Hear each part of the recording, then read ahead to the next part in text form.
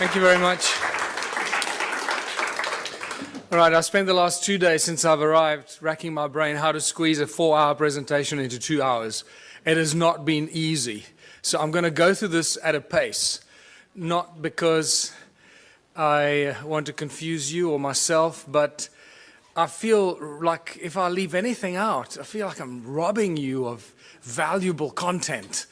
And, what do you leave out of something that's a work in progress that started out, 8 years ago with a small little presentation and now consists of volumes and volumes of research and discovery that is, I, for one, certainly did not expect to happen to me.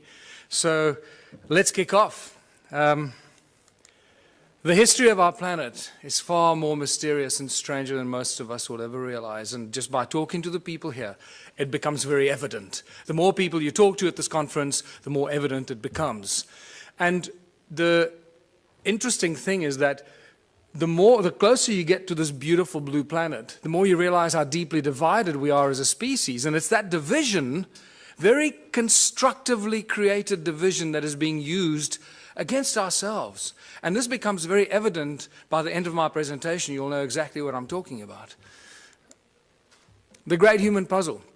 Who are we? Where do we come from? Why are we here? Everyone has asked those questions, the three Holy Trinity questions, if you can call them that. That sounds so simple. We should have all these answers at our fingertips, and yet we can't, define these answers with any kind of confidence, because every time we think we've reached some sort of answer, everything shifts and changes and sends us in a completely different direction. And I normally have a lot more slides here to go into much more detail, but I edited those out. Sound and resonance seem to be the common denominators of religion and creation. No matter how far back you go, no matter how many civilizations you look at, eventually, if you scratch deep enough, that's what you're going to find. Sound, resonance, frequency, but primordially the sound. And it also somehow connects us to opening us to understanding high levels of consciousness. And that becomes very important as we go through this presentation. In Christianity, it's the word. God said, let there be light. Okay, let's not get into the semantics. Yes, that we can define that in very various ways, but let's look at the basic stuff that we're dealing with here. The word. First there was the word. In Hinduism, we got the Om, the primordial creative source. The Egyptians sang the universe into creation. All comes to sound. And it gets more interesting as you look at some of the more bizarre and ancient cultures. And you can see this, how these days of creation and the sound of creation is manifested in some of the symbology used in sacred geometry. For example, Christianity can be very quickly described with sacred geometric principles. And you realize that the creator of the universe is not some guy with a white beard sitting on a cloud. That's just complete fairy tale stuff and very distinct part of the control system of humanity. That division principle plays itself out in that philosophy. 6 aspects of Om, or the Om Mani Padme Hum. You see sound frequencies related to the creation process. And in Egyptology, the 6 aspects of the all-seeing eye of Horus. And when you see this, you realize that we're dealing with sound, 6 resonance ratios, all to do with sound frequencies. So sound plays a very important role, and one of the lesser known statements or thought patterns of Nikola Tesla that a lot of people seem to miss is that Nikola Tesla said that the earth rings like a bell. It's continuously ringing like a bell. And if you know how to use this primordial source sound frequency of Mother Earth, you'll know how to convert it into an unlimited source of energy. And I believe that's what he really did. What he did with it up at the top of the tower remains a mystery to most of us, and we're all trying to emulate that. But I believe that he was talking about the sound of Gaia, an unlimited free source of energy. And this plays a very important part in all of creation, in all ancient cultures, in all the belief systems. And I believe Tesla used this to do whatever he did to create this free energy that we're all trying to emulate. But what is sound? What is sound? Because we think that sound is just something that travels at a finite speed. Well, that's been busted now, because in Tennessee, you studied in Tennessee, didn't you? Brooks, at the Middle State Tennessee University in 2005. There were 3 high school students and 2 undergraduates that proved that sound travels beyond the speed of light. I'm not going to go into that, but that's an interesting thing to contemplate. That's one of the best kept secrets of science and physics. Never made it into the mainstream news bulletins. Sound boils water. This is a guy called Peter Davey in New Zealand. Since 1940, this guy's been boiling water with sound frequency. It's not complicated, because everything has a resonance. Everything in the creation and in physical form has its own fundamental resonant frequencies. If we understand the resonance and the sound behind the resonance, we can do everything. Because if sound created the universe and all things in it, because that was done by God, then we should be able to use sound to do everything else. A 92-year-old Christchurch inventor claims to have come up with a novel way to make a cup of tea. He's invented a contraption that he claims uses the power of sound to boil water. Beverly Lockhart went to investigate. It looks like a desk lamp, is cool to the touch and appears to be doing nothing until it comes into contact with water. 92-year-old former Spitfire pilot Peter Davey claims his invention uses the power of sound to boil water. Yes, they're a bit baffled how it works. Nobody really knows how it works. Davey believes high-frequency sonic vibrations emitted from within the silver bulb cause the water to boil. He says the idea came to him 50 years ago when he noticed different saxophone notes caused different household items to rattle. The mains-powered gizmo has experts intrigued. Never seen anything like it in my life, as they say. Professor Williamson has his doubts about Davey's acoustic theory and suspects there are 2 simple electrodes inside the boiler. It's the conductivity of the water that provides the path for the current and provides the resistance to give the heating. I'm careful that I don't divulge everything. I'm waiting to get a manufacturer that's prepared to put some money into it. And if he does get it on the shelves, he's already got one interested customer. If I saw one in a shop, I'd buy one, because I think they're an interesting little bit of technology. However it is they work. But for now, Davey is savouring his gizmo's success and sticking to his own unique theory on how it works. Beverly Lockhart, 3 News. And in there lies the problem. He's dead. He took his secret to his grave. We will never find out until we go there, try and wrestle it out of his family to share the secret with the rest of the world. I can't believe that in all of the world of science and the the amazing laboratories that we have, there haven't been some scientists that have reverse engineered this or figured this out. Can't be that difficult. It's a resonant harmonic frequency of boiling water. Reverse engineer it. Measure the resonant harmonic frequency of boiling water and build the device. I don't have the laboratory to do it, but I've asked so many people to go out and do it, and no one's done it. So, but what we learn from this experience is we're here at this conference talking about free energy. I believe free energy means free to the world, not just free that we can suck it out of the vacuum and then sell it to the rest of the world. That's no longer free energy. I believe it's crucial that we start thinking about free energy as when you find it, like this guy, give it to the world for free. Because if you don't, they're going to get to you, they're going to get rid of you, and no one's going to get it. They were waiting. I can imagine what they did when Peter Davey died. They breathed a sigh of relief, say, oh, thank God he's gone. And he was too greedy to tell the world how the simple thing worked. Thank God this human greed gene is so powerful that it prevents people from sharing this beautiful stuff. That's what I have a problem with. So what I urge anyone here at this conference to do, if you do find something like this, a source of free energy, do not keep it to yourself. Do not try and gain from the rest of humanity. Put it on the internet, make videos, put it out as widely as you can, share it for free with the world. It'll come back to you in abundance that you can't imagine. Yes.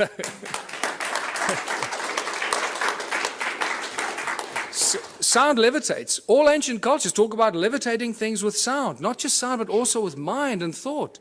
Now, we hear about it all the time, but until you see something being levitated by sound, it's difficult to comprehend. Here's a beautiful example. Most of the stuff exists on YouTube, but we don't go looking for it. So, Notice that you can hear the sound frequencies because the items they're levitating are very light. Remember, the higher the frequency, the higher the energy. So these polystyrene items are very light, so the frequency is lower frequency that's audible to our ears. So when you're trying to levitate giant blocks, you would need very high frequencies that you can't hear, and then it looks like magic.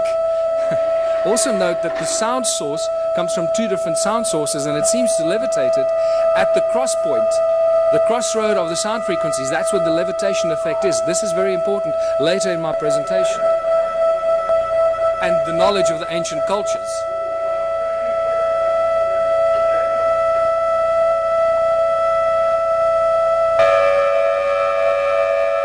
Just the slightest sound variation and the thing starts to tumble and spin.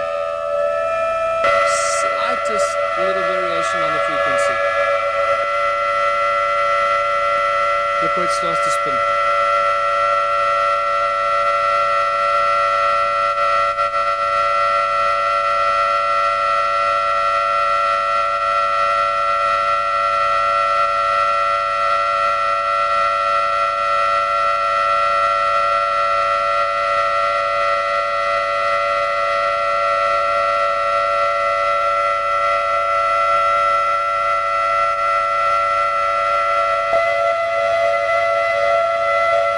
Real irritating noise, but you know, you have to put up with it too.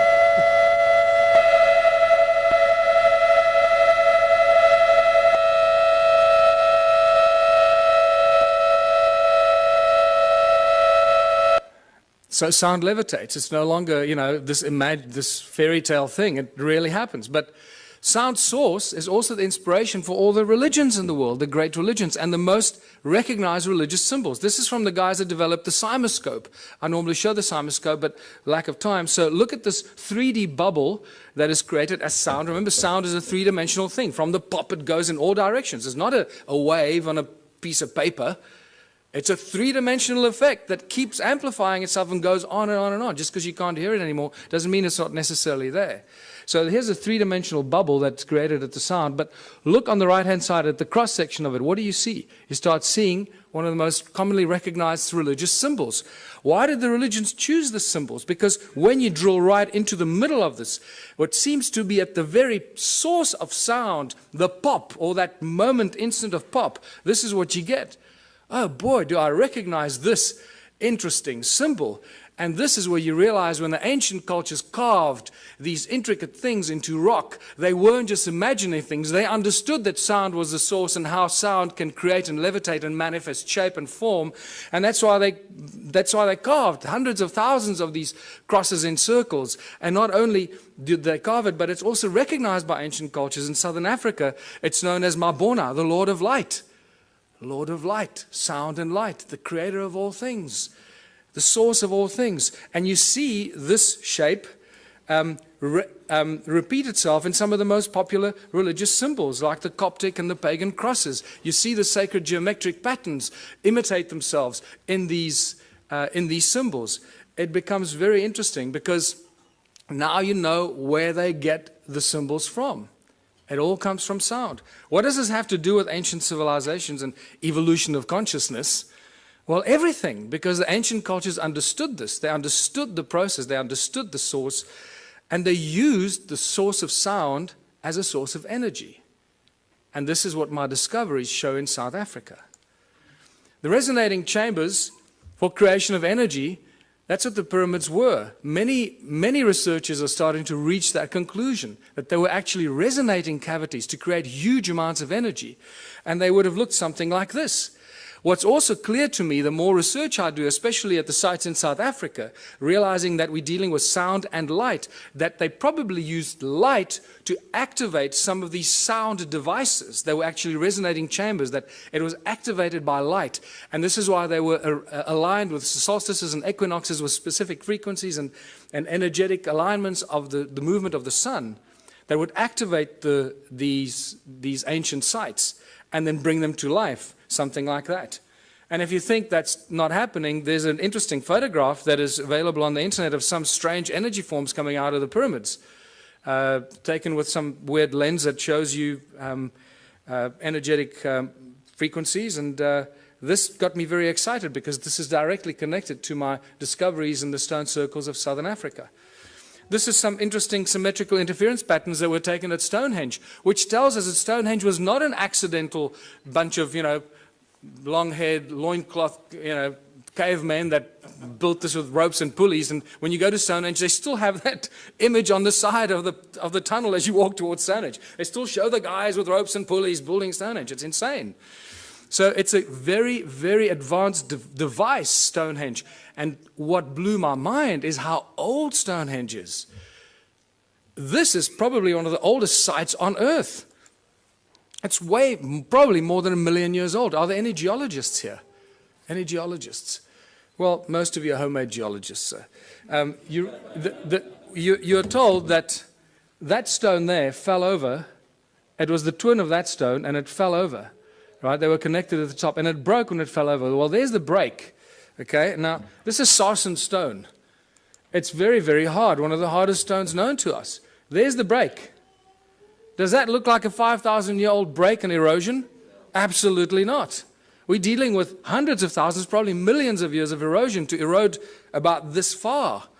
This is not a new structure, people. Stonehenge is extremely old. Your mother will lie to you, your priest will lie to you, but the geology is not going to lie to you. There it is. Do with this what you want. It tells us we're dealing with ancient sites and advanced knowledge of sound frequency, because we see it in the patterns that the Stonehenge site still generates today, even though it is in the state of disrepair. Just like the stone circles in South Africa, in the incredible state of disrepair, are still giving us insane amount of energy that we don't know what to do with. This is another example of how old Stone Age is. That crack was clearly not there when the builders built it. You wouldn't put a lintel up with a crack in it. So we have to assume the crack happened after the event. And look at the erosion around the crack. I mean, this is insane amount of erosion. So, modern day levitator. Southern Florida, this guy called Ed Leeds Cullen in the 20s built this amazing place called Coral Castle. This is still a mystery to a lot of people, or they don't know about it. And he single-handedly put these giant blocks on top of each other, carved them, sculpted them, shaped them on his own. The interesting thing is when they used to bring the trucks used to deliver these rocks, he would offload them single-handedly. And nobody knew how he did it. He always made the guy stand around the corner or something like that, until one day, 2 young schoolboys saw him offloading these giant coral blocks. And they came home very excited saying, "Hey, Mummy, we saw the guy." And they asked, "How did he do it?" And the kid said, "Well, he did it with ice cream cones in his hands, 2 ice cream cones." And the parents imagined, naughty children, what are you talking about? You're trying to force us into buying your ice cream for dinner, right? Well, that's not true. When I heard that, I got extremely excited, because that is consistent with what I've been finding in southern Africa. Ice cream cones, cone-shaped tools. And that's why I call it the ice cream cone phenomenon. And this has become a very important part of trying to unravel the ancient mystery, how they did this stuff. They used sound, they levitated stuff, but how did they do it? And I find many of these cone-shaped tools scattered all over southern Africa, among the ruins, wherever you go. I was up the mountain 2 weeks ago, again, walking through areas that I've never been before. Remember, at this stage, I'm the only guy researching this, the whole of southern Africa. It's like I'm the only guy researching Egypt. That's the equivalent of that. There's one guy in all of Egypt let loose to do, try and get some sanity out of this. And so I feel a little lonely, so come help. So just to show you that these ice cream cone-shaped tools are everywhere. There are thousands of them. I've just collected a few, because after a while you get bored. Say, oh, there's another one over there. And then you get to the Rosicrucian Museum in the United States, and guess what I find? These cone-shaped tools on display with Sumerian writing on it, Sumerian cuneiform writing on it, commemorating the building of the temples in Sumer. They were then stored in the walls and hidden in secret chambers in the walls that were retrieved from the secret chambers in the walls. Now they're on display in the United States. Cone-shaped tools commemorating the building of the temples in Sumer. The plot thickens, doesn't it? So let's go back to South Africa, or Southern Africa. The current belief system is that Southern Africa was a sparsely populated part of the world with only a few inhabitants up to about 1,000 years ago. And they tell you about maybe 5,000 people, maximum 10,000 people, hunter-gatherers running around, shooting a buck here, shooting a buck there. Well, they don't do their homework when they put this in our history books, and they insult our intelligence, because unfortunately the ancient stone ruins of Southern Africa tell us a completely different tale. But they still continue to put in our history books, still today, that these are just cattle kraal for keeping cattle. These amazing stone structures that cover most of Southern Africa, but they didn't know that it covered most of Southern Africa, so they put these ignorant things into our history books, and then we pay lots of money to send our children to university to regurgitate this crap. Right? And it's spectacular. They just make the stuff up, put it in the history books, but because they doctor this and doctor that, everybody just kisses their butt and nobody questions them. It's really sad, but just to show you what some of these structures look like, I'll go through these rapidly. They are really remarkable structures. And the walls are not very high. Sometimes they're flat with the ground. Some places they're 3 meters tall or 2.5 meters high. The most important thing that you need to notice is that each one is completely unique and different. There are not two that are even closely, remotely the same. Each one is completely unique. Now that was a question that wasn't asked until I came along. What you also need to look at is the stuff around the obvious structures, not the structures themselves, because you'll see that there's a lot of stuff around the structures that is hidden by soil.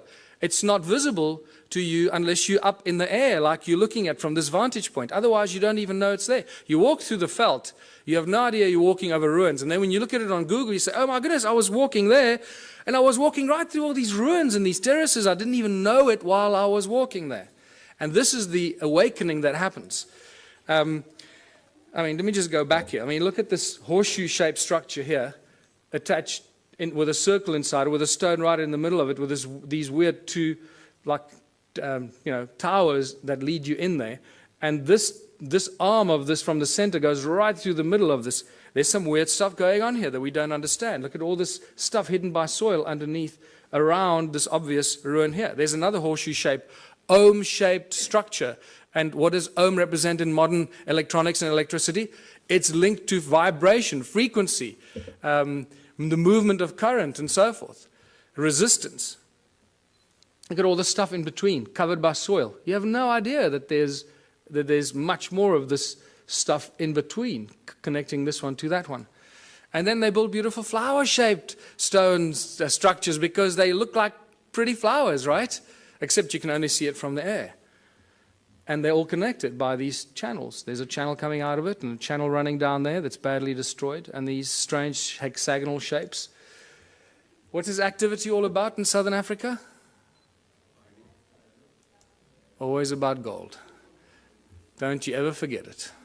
Always about gold. And remember, it's not the obsession of humans with gold, it's the God's obsession with gold. In Genesis 2, when Adam was alone on earth, Eve had not yet been fashioned from his rib. God comes to Adam and says, hey buddy, there's a place called Havilah.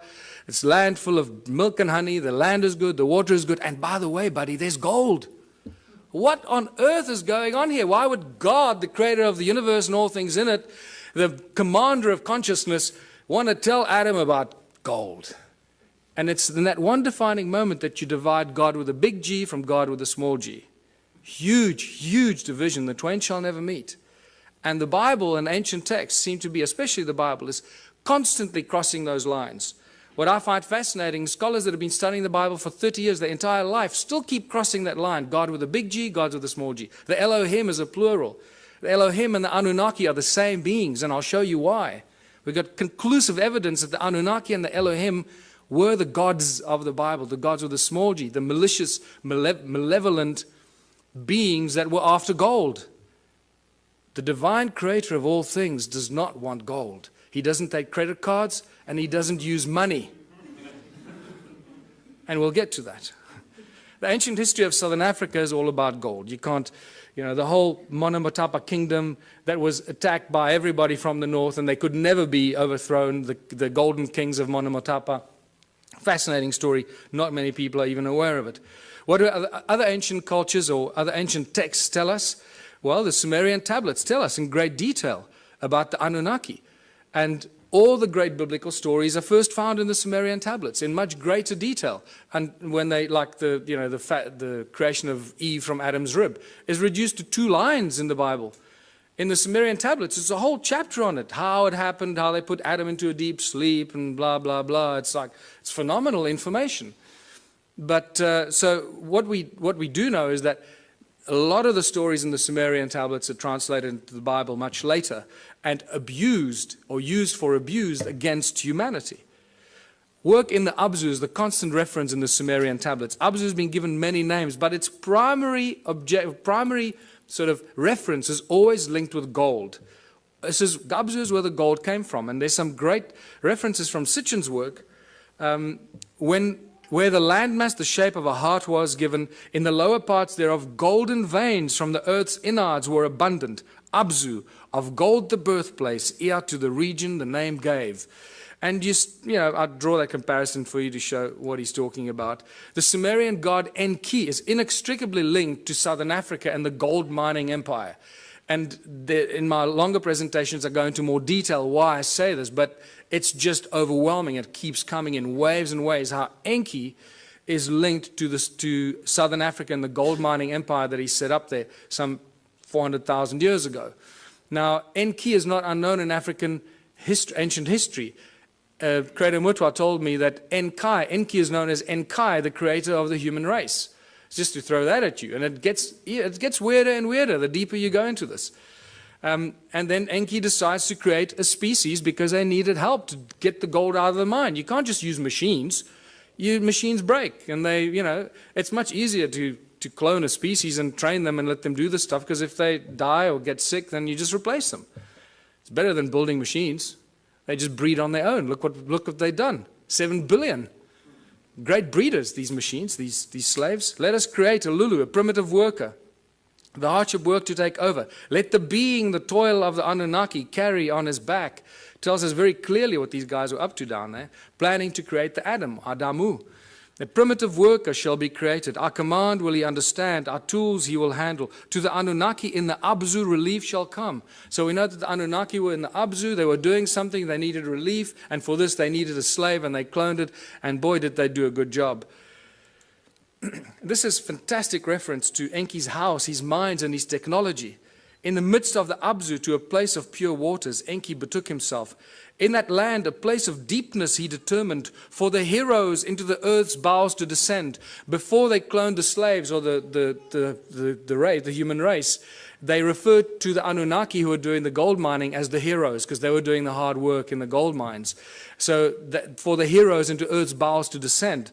The earth splitter that Enki established. Now I'm going to show you the earth splitter because this is one of my discoveries in South Africa. Therewith in the earth a gash to make, by way of tunnels, earth's innards to reach, the golden veins to uncover. Boy, now that we found the physical evidence in South Africa and Zimbabwe, mostly, suddenly Sitchin's work becomes like poetry, because we can point to what he's referring to. We've got the physical evidence for which he's often undergone a lot of criticism, Oh, he's making this stuff up. Well, anyone who's still a naysayer about Sitchin's work, wake up. We got the physical evidence. It's there in beyond believable abundance.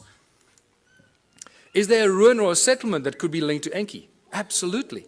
And this is Great Zimbabwe, the greatest ruin in southern Africa. It has to be the biggest, right?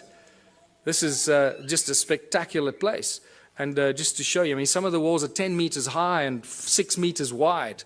Great Zimbabwe is a spectacular sight. And it has got Enki's energetic imprint all over it. Any of you that do energetic work, go and look at it. You're not going to believe your eyes. What's so special about the ruins in southern Africa? Well, they're very special cattle kraal for very special cattle, because this is probably where the word holy cow comes from. Because most of these cattle kraal are built aligned to the sun and the stars and the equinoxes and the solstices, and wow, they went to a lot of trouble for these cattle, didn't they? And the sacred geometry, and you start seeing how sacred geometric principles just jump out of it, out of these structures, and you realize, hold on, this is not just somebody building things, to pass time. And clearly this was easy to these people, because every single one of these ruins that is measured, and this is all Jan Heine's original pioneering work for which you'll always be remembered, because every ruin that he's measured so far turns out to have these very intricate alignments. And this is spectacular. And you'll understand why this is so spectacular when you realize how many of these ruins there are. These, look at this, they're perfect, and you draw a circle over there, which doesn't look like it's real. But when you extrapolate that flat line into the circle, you get a perfect hexagon. When you start joining the corners of the hexagon, look how it touches the inner circle perfectly. This is not accidental, people. This takes real exact science and understanding. There you go. So these structures down there are not just simplistic structures. They carry huge amounts of energy. And important to note that there are no doors or entrances. This is an important thing that you find in some of the archaeological reports, and they say, oh, there are no doors and entrances, and then they forget about it. And then they tell you, it was probably built by a migrating group of 15 to 20 people, and they built it. And you say, hold on, you just told me there are no doors and entrances, and now you're telling me that it was built by people as a dwelling. So what's going on here? What are we dealing with here? And you don't get intelligent answers from the so-called authorities on this. And agricultural terraces. Thousands of kilometers of agricultural terraces. In fact, more than 450,000 square kilometers of agricultural terraces in a sparsely populated part of the world. Who built these terraces? What were they planting in these terraces? What's going on here? It doesn't fit. It doesn't match. Terraces are everywhere. When you start looking and opening your eyes, mountains are covered by these terraces. This is in Botswana. This is in Lesotho. There are terraces up some of the most incredible steep mountain sides that don't make any sense. In fact, if you go into Google Earth and you look at Lesotho, I challenge you to find any part of Lesotho without terraces. It's actually quite incredible. There are just terraces everywhere. And there's just been no people down there to build these terraces, so where do they come from? This is one of the greatest examples, because you can see the channels that link them, the circles and the terraces, all one giant grid. Nothing stands alone. Remember I told you, look at around the circles, the stuff hidden by the soil, because there are no standalone circles. They're all part of a giant grid, a huge grid. No standalone, all connected by these weird channels that are clever people at university call roads to drive the cattle on. This is why these roads are there, because they were built because the people 200 years ago built them to drive their cattle on. And that's as far back as they go. Maybe 400 years ago, that's it. This is just spectacular. This is right up the road from where I live. So when I leave my house and I go walking in the mountains, this is what I walk in these places. And it's rather silly. So I take a lot of photographs and I write a whole bunch of stuff, and then I come talk to people like you, and I feel like I'm, alone, lost in the world. Ancient roads and channels run for hundreds of miles. Notice, circle, channel, and the extrapolation or the extension of the circle that looks like a giant spider's web. And it's these giant spider's web that turn into these agricultural terraces. And there's a very specific reason why this is all connected, which you'll understand soon. Look at these archaeological drawings from 1939, clearly showing us that there are no doors and entrances, and these circles are all connected like a bunch of grapes. And then they don't make any more comments about it, they just leave it. The roads link every stone circle. There's the road there. It's very, very badly eroded, as you can see. Most of the times you don't even know you're walking on these ruins. Over there at the bottom, it used to connect in there, but that looks like water washed it away at some stage. Look at this linking into these strange hexagonal things. There's not enough time to talk about that, but there's spectacular information about what is going on there. And there's ruins there and there, but they're just covered by soil. This is a beautiful example of a channel running into with all the stuff around it. The spider's web effect. Look at this. Now imagine most of southern Africa looking like this a long, long time ago. And these are all cattle kraal, as I said, built for special cattle. There were a lot of cattle. Boy, they were just, I don't know where the people were, but there are a lot of cattle. Hey, maybe... How many of these ruins are there? And this is where the penny really drops, when you start figuring out how many there were. In 1891, the brilliant Theodore Bent, this is one of the few archaeologists that I carry real respect for, wrote a brilliant book, The Vanished Lost Cities of Mashonaland, and it's a phenomenal book. And in 1891, from horseback, traveling through South Africa, Botswana, Zimbabwe, he estimated about 4,000 of these structures. Then by 1974, Roger Summers, who had more technology available, calculated about 20,000 of these stone ruins. Now, by now, I started going, hold on, 20,000 stone ruins in a sparsely populated continent doesn't make any sense. I got involved in 2007 when Jan Heine introduced me to this, and within 6 months, I estimated at least 100,000 ruins. So I thought, well, before I release Temples of the African Gods, I can't just thumbsuck the stuff. Let me have some sort of at least scientific argument for this. So I started counting. I used Google and aerial shots and just started counting, and extrapolating, getting averages per hectare, per square kilometer, per larger area. And I went all over southern Africa and found these densely clustered areas and got averages. And some of the aerial photographs looks like, there's circles here. When you look closer at it, when you study this, you see how connected they were. This is all over southern Africa. Some of them are in the Transvaal or in Gauteng, what used to be the Transvaal, in Mpumalanga, in the Orange Free State. There's some in Natal, KZN. I just found some in KZN 2 weeks ago when I traveled to KZN. And I hadn't found any before. So wherever you go, you find more ruins. Zimbabwe, Botswana, as I mentioned. And this one I'll be talking about again. This is near a town called Bronkhorstspruit, very strange looking structures. This is again close to my house. And this is south of Johannesburg. There are thousands and thousands of these south of Johannesburg, and they think they discovered gold there in the late 1800s. And this is just spectacular. It's the density of these. This is other side of Rustenburg, where I grew up near the platinum mines on the way to Botswana. This runs about 5 by 5 kilometers, and it's just dense like this. It's ridiculous.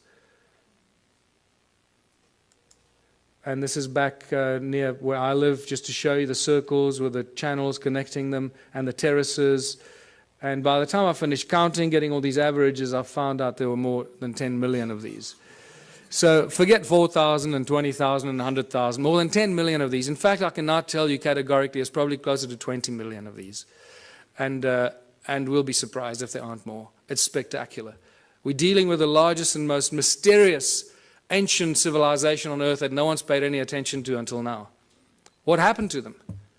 What happened to 10 million stone structures and the people? Forget the stone structures. We've got evidence of those. Where are the bones? Where are the dead people? There's nothing. Not a trace of who occupied these. Isn't that more mysterious in itself? That for an extended period of, I'll show you, about 280,000 years, people lived and worked here. Then no fossil remains of these people. What on earth went on here? This is where you start listening to people like Drunvalo Melchizedek, when he says that, human populations have been evacuated and moved from one planet to another. You go, well, hold on, suddenly that makes a little bit more sense than anything else. Because we should have found bones. There's been a lot of digging, mining, and there should be bones everywhere. Farmers, building houses. So what happened to them? This is where the Sumerian tablets become very important. And the King's List, I'm going to come back to this, because in the two King's Lists that give us exactly the same story. They give us the names of 8 kings that ruled for about between 220 and 241,000 years. The names of the kings are the same. The places they ruled are exactly the same. The dates vary a little bit. So you've got to allow some mistakes in translation. But the names and places remain the same. This is very, very interesting. But what this tells us is 2 very important things that I'm going to come back to later. And this is a repetitive theme in the Sumerian text. Is after the kingship descended from heaven to earth, after kingship was lowered to earth from heaven.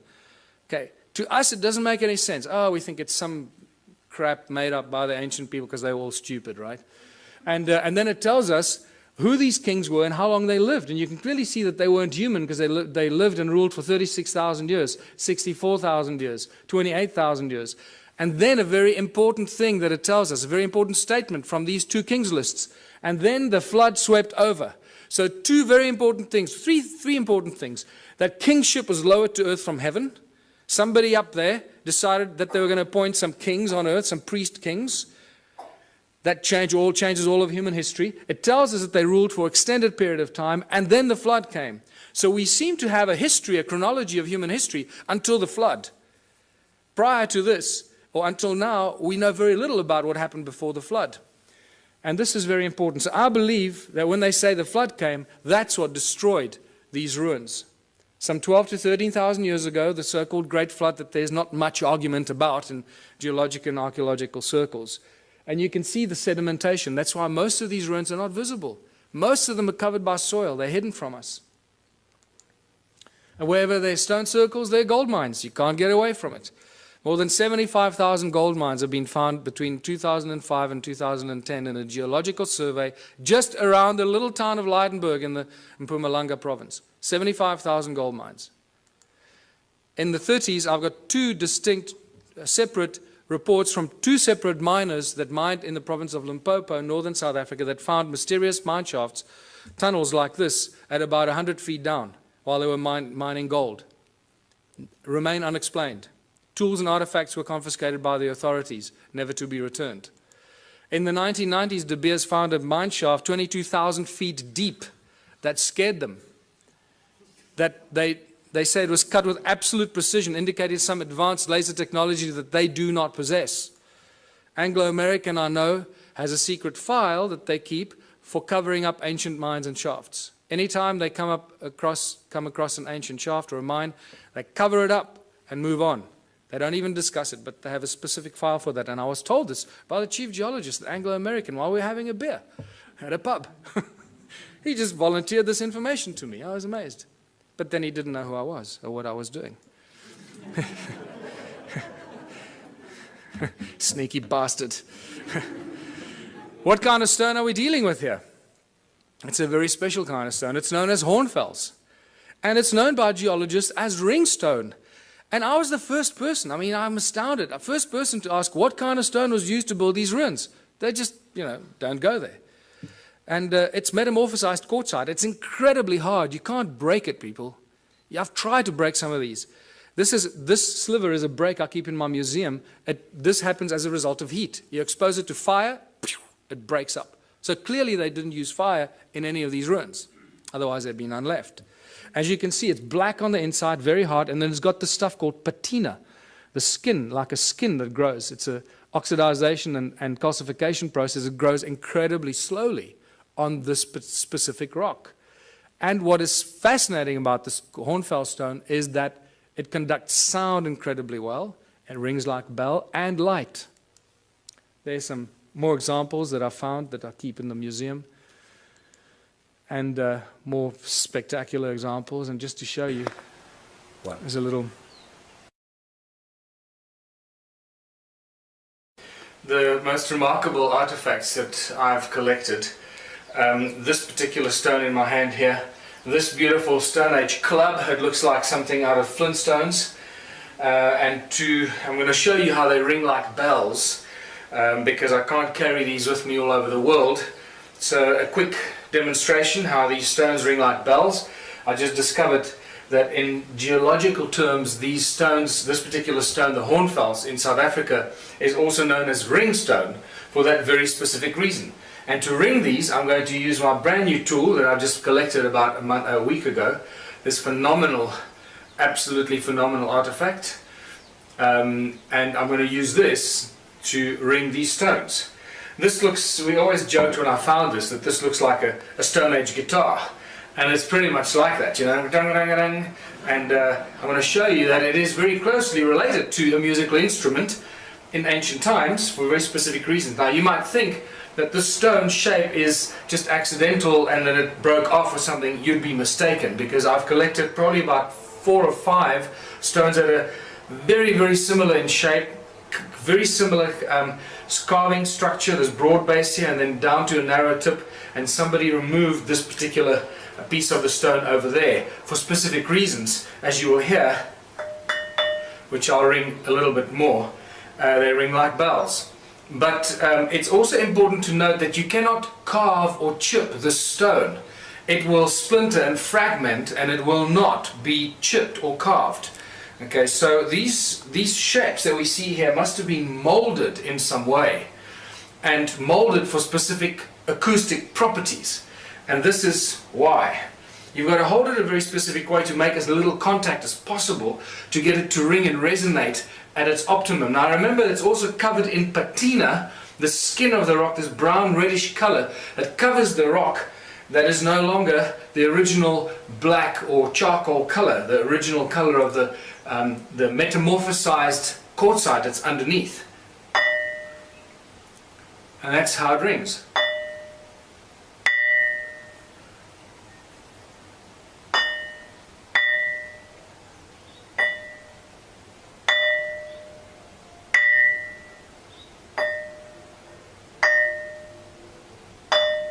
I can actually feel my fingers underneath are deadening the ringing because I'm holding it and it's deadening some of the effect. There we go. That's better.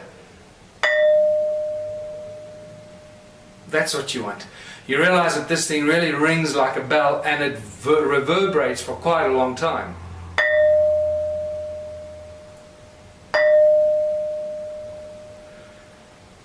Alright, and now to show you that this is not the only one, here's the other one. The Stone Age Club. And I drove over this myself a few times, driving up the mountain of the forest road, and eventually I stopped and picked it up because I realized this is one of the most remarkable tools that you will ever find, and thank God I did.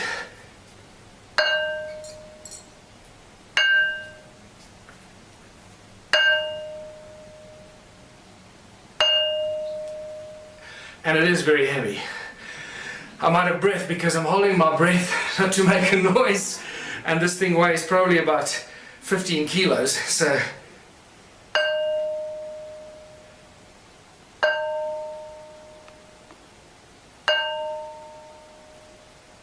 and there you go. Demonstration how these stones ring like bells, and they were used in all kinds of ways and fashions, just like the Ankh, to create specific vibrational frequencies and specific notes to use as a form and a source of energy. And just to remind you, metamorphosized quartzite is full of what? So we can talk about this later when we start getting into the consciousness principles. What are we really dealing with here? And what do these ancient sites contain? How much information is actually stored in these ancient sites? Yes? Just a quick question. With the stone flower, I noticed that the frequency was the same. It seemed to be the same note. Did you actually ever try and measure the exact frequency? Yes, we did. We measured. Well, not those two. I haven't tested those two. But somebody emailed me. I get thousands of emails. Somebody emailed me saying that's a B flat, I think. That is very important, but it's just not enough time to go through all the stuff. Sorry. And then all these anomalous tools I've been collecting and finding. Strange tools. Once again, some of them are these cone-shaped tools, always to these points. And then the stone phallus. Stone phalluses seem to be very popular in these ancient times. What's important to note, see how the patina has covered all of them, remember? Somebody must have carved them or shaped them at some stage. And they're all covered in this brown patina. Okay, keep that at the back of your mind. This is at top of the big ruin on top of the mountain there. That's spectacular, whatever that is, a bird-shaped stone, or there's a whole other link to the Zimbabwe birds that is in here, but we can't go there. These strange tools and artifacts that are just spectacular, that make no sense to us today, because it's not part of normal archaeological, stuff that they exhibit. And then the most spectacular mystery in all of archaeology, the sacred stones. The special sacred stones. Hundreds of thousands have been found in southern Africa. Now, because we had a breakthrough energy conference, you'll automatically notice that they resemble a torus shape. So I'm giving you a little hint as to what these are for. But in South Africa, the Archaeological Society has it as a logo, and they will still teach you that these are weights for digging sticks. That the people made them in the hundreds of thousands, when there were only a few thousand hunter-gatherers, because this is from the Stone Age, right? So there were no metal tools. They made this with other stones because they needed weights for their digging sticks when they were digging for roots in the veld. I can't think of anything more insane. These people should be locked up. Where's the flagship among all these ruins? And this is where we get to the very important Adam's calendar. It was rediscovered in 2003 by Johann Heine, and he'll always be remembered for that, because this is one of the most spectacular discoveries in all of human archaeological history. These are the two central calendar stones. Baba Kreda Mutwa, the preeminent African shaman, told me when I saw him, there you can see Adam's calendar in my other book lying on the desk. When I showed him this book, he burst into tears and took quite a while to calm himself down. He said he never thought he'd see that sacred place again. He was initiated at this place in 1937 as a young shaman, and he calls it Inzalo Yelanga, or birthplace of the sun. Specifically the S-O-N, not S-U-N, because it is believed by the shaman that this is where the gods created humanity. Birthplace of the sun. That's what it looks like from a helicopter. Circular structure, that is north, that is south, not the trees, the stones under the trees. They're the two central calendar stones, and over there you see a wooden pole. That's where the stone man used to stand, and right from the stone man across there, across the Horus bird lying there, which you'll see, we're looking east, exactly east at the rise of the sun. On the edge of this cliff, which is known as the Transvaal Escarpment. There's looking north, exactly north, between the two stones. You can see north-south line goes right between the two central calendar stones. And why is it a calendar? This is Johann Heine showing me of our very first visit there, why it's a calendar, and he did all the original calculations when he rediscovered it. This setting sun casts a shadow, this rock casts a shadow on this one, and you can tell every day of the year, from the summer solstice on this side until the winter solstice on that side, and it comes back. So it's still an accurate calendar, and one of the few that I know. I can't think of any others that do this, monolithic calendars or Stone Age calendars. This is a 3D reconstruction that we did, putting the stone man back in his place, who was removed in 1994 by the Minister of Environmental Affairs, to put a plaque on it to commemorate the opening of the Blue Swallow Nature Reserve. Isn't that ironic? Desecrating one of the oldest sites on Earth. And then they try and prevent us going there because we're bringing tourists there and we're desecrating the place. And there you have, looking out east from the stone man across the calendar stones, very distinct Horus stone, looking at what? 3 stones that seem to align with those pyramidal structures over there, that are aligned with the rise of Orion over there. But you'll see more about that now. How do we date the stones? We look at everything.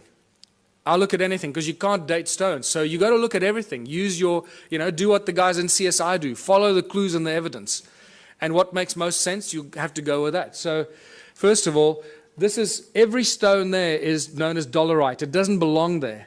It is now categorically proven and shown from geological studies that those stones do not belong there. They were brought there by somebody to build the calendar site. That's the edge of the Transvaal Escarpment. It's known as Black Reef Quartzite, and it's full of gold. There's a gold mine underneath that ridge, actually, an ancient gold mine. The erosion, that piece there broke off there. That's the erosion on the tip of that ridge, on the break. Most geologists I've asked suggested to me, pick a number above 50,000 years for the amount of erosion that happened there. So 50,000 years ago, that piece broke off and landed there. Right? So now we're starting to get to the ancient age of this. But this is one of my best, is the patina growth, because I've told you already that these tools have been molded and shaped, and the patina has grown back. That's what it looks like when the patina is gone, black, and then the patina grows back. This is a great example of a monolith in one of the stone walls that at some point broke, and this tip broke off. Look at the patina that's grown back. There's about 2 millimeters of patina growth. We're dealing with something. This patina is known to grow at about 1,000 years per microscopic layer. 1,000 years per microscopic layer. So for 1 millimeter or 2 millimeters of patina, we're dealing with something that's 100, 200, 300,000 years old. We don't really have a measure for it, but it's extremely old. And we know that this is not normal archaeology. Look at this beautiful carving of one of the stone structures. So not only did they build the stone circles, but they first carved them into rock. This is another interesting part of this presentation that I normally go into a lot more detail. But look at, after they carved this crack appeared through the rock. This hornfels stone, you should see the black of the hornfels on the crack. On a fresh crack, you'll see the black of the hornfowls. But it's so old that the patina has grown into the crack and completely covered up the black color. So this shows us how old this carving is. So we're dealing with probably 50 to 100,000 years old that this carving is. So these are the kind of indicators that we have to use when you deal with this kind of evidence, because you can't follow the normal archaeological routes. They just don't have the tools to do that. But this, my friends, is by far the most important discovery, I believe. If you look at the circular, you can see the whole Adam's calendar is a circular structure, north-south. But the first thing that you notice is that it's not at 12 o'clock. It's not true north. It's slightly left of center. So Johan Heine and I had it measured, and we found out that there's a 3 degrees, 17 minutes, and 42-second deviation anti-clockwise. Now, that's not possible, because we're not dealing with magnetic north. We're dealing with true north. And at first, we thought that this had something to do with the precessional wobble. So I spent a lot of months trying to analyze and speak to experts in precessional counting and all that. And I realized, hold on, I'm barking up the wrong tree. This is true north. Wherever you are in the precessional wobble, true north stays at true north, right? So what's going on here? This is 3 1/4 degrees deviation. I believe that the man that holds all the information is Charles Hapgood, who's been trying to teach us about crustal displacement and crustal shift. I believe that Adam's calendar is a real geophysical example that crustal shift displacement did happen, because these guys did not make mistakes. They would not have accidentally built a 3 1/4 degrees out of alignment. It's not going to happen. So, we know that crustal displacement happened, we just don't know when. But here we have physical, geophysical evidence that it did occur.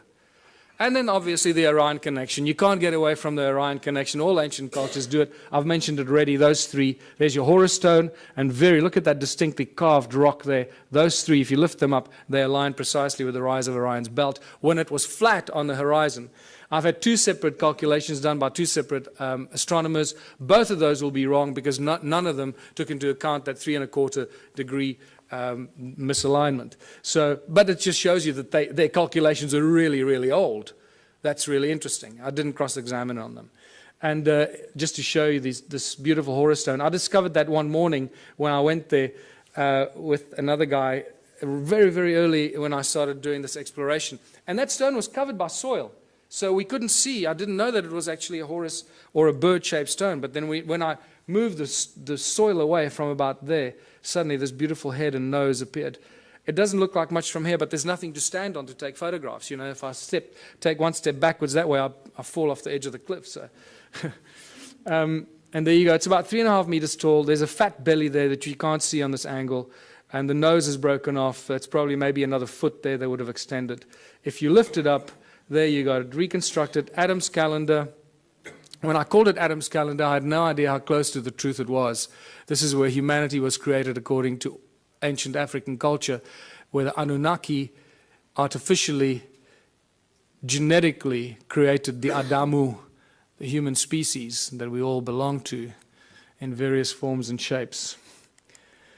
And then we get to the discovering of the pyramids. The mystery just, gets better and better. Look at that. This is one of the first pictures taken of Johan in 2003 when he started measuring the calendar and finding out all these mysteries. One of the best pictures, because I've been there thousands of times and you just don't get good pictures of the pyramidal structures. There's a third one, a little one over there, just sticking its head out. I've been told through various means that there's about 30 meters of sedimentation down there. So we're only probably seeing half of those pyramidal structures because of the flood, remember? The flood that destroyed all the stuff. That would have covered all of it. Why are they pyramids? Why am I so convinced they're pyramids? For various reasons. First of all, when you go into Adam's calendar, the moment you cross the circle, because there's no obvious circle, it's an imaginary circle. The moment you cross that circle with your GPS, you lose signal.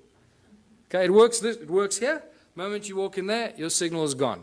And I love the macho guys. They just love it. Oh, my GPS will work. You'll see. I'll show you how my GPS works. And they go in there. It's fantastic watching them. Just see that ego drop very quickly. And then when you take the same GPS down to the pyramids, there were 4 of us. I will forever regret not taking a photograph of it, because there were 4 of us standing with GPSs like this. And every GPS gave you a completely different reading. Not just slightly off, but miles off. You were like, you know, in another province. It was insane, right between the two pyramids. Not only that, but all these ancient cultures built things according to the sacred geometric principles. So I thought, hold on, this will tell me if it's linked or not. Let me draw a golden mean spiral from Adam's calendar and see where it lands. Well, you know, I didn't have to guess. You got it. So here we can do a beautiful twist on those that want to stick to mainstream science. And we can argue the argument of probability, which is one of the most commonly argued arguments in science, isn't it? Probability. So the probability factor that the golden mean spiral accidentally ends between the pyramids is so completely out of kilter that it has to be linked. You're dealing with several million or several billion odds to one that it's, you know, an accident. So the probability factor plays a very important role here. We're dealing with something that's connected, and also through channelings and other psychic revelations, I've been told in no uncertain terms that we're dealing with some very advanced stuff here. And then when you connect Adam's pyramids through Great Zimbabwe, Enki's house, it lands right in the Great Pyramid of Giza. And all along the 31 degrees east longitudinal line, the Nilotic meridian, right, which is also linked to the white lions of Timbavati, the sacred white lions of Africa. And you start seeing all this connection. It's just beautiful. It just unravels more and more. And then my beautiful friend Willem de Swart, who's decoded the numeric system and the secret numbers of God, made it very clear to me that the name Elohim equates to the number 31. Elohim, 31 degrees east longitudinal line. So this gives us an indication that the Anunnaki and the Elohim are the same group of beings. I just recently did an interview with George Nuri. The very last caller that called in told me he was abducted by the Anunnaki 12 years ago, before he knew any of the stuff we're talking about here. They told him they were tall, about 9 feet tall, blonde, blue-eyed individuals. They told him they were the Anunnaki, and they also told him they were often referred to as El or Elohim. That was very interesting, and then the show ended. So I need to talk to him more. So what were all these stone circles for? Millions and millions of stone structures, all connected. Each one is completely unique, different, built with stones that ring like bells. What's going on here? Archaeological drawings show us that there are no doors and entrances, and some of them are concentric circles, like expansion, amplification chambers or something to that extent, right? So are these connectors, these channels actually like wires? Absolutely. So let's go back to what Nikola Tesla said. He said the earth rings like a bell, and it's an inexhaustible source of energy if you know how to use the sound frequency of Gaia. And I believe that this is what it is. The cymatic patterns remind us of what we're looking at. The shape of Om. This is the shape of Ah, sand on a metal plate. That's what you'll find. So what we're looking at here is cymatic patterns from Earth. Each one of these stone circles just simply represents the cymatic or the shape of the sound of Gaia at that particular point. And this is why they connected. So they created one huge energetic field. There's one example. There's Hans Jenny's photograph, the circle in the middle and the spider's web effect outwards, the circle in the middle, spider's web effect outwards, except these were connected so they could share the energy they suck out of Mother Earth.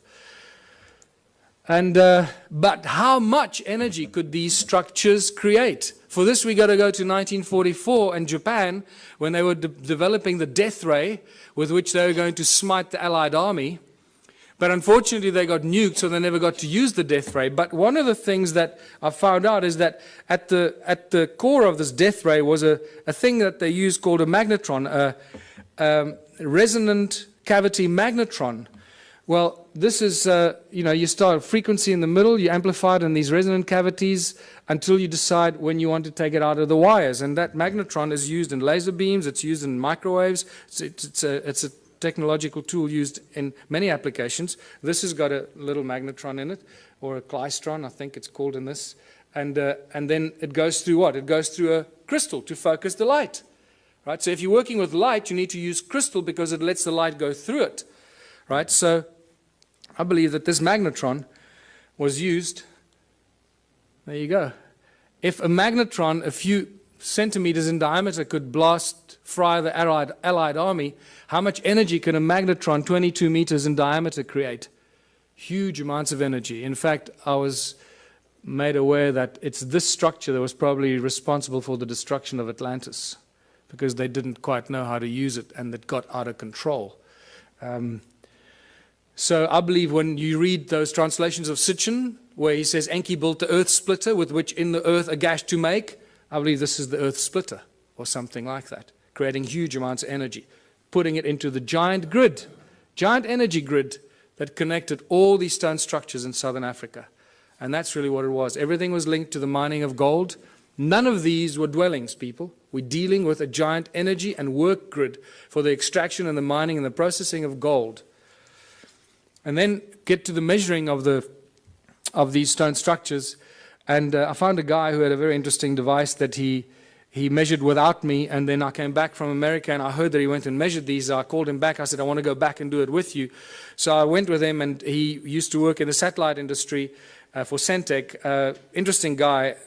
And the measurements that he showed me were just mind-blowing. Electromagnetic waves, either horizontal or vertical, coming out of the ground into the sky.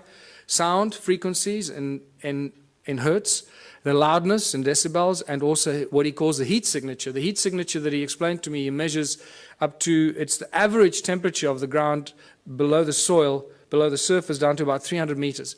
He's got all kinds of ways that he calculates this. I can't explain to you exactly how he does this, but I asked him several questions to cross-examine him to see if he was not, making it up, and it stayed constant. So I believe that he does have a system to work this out.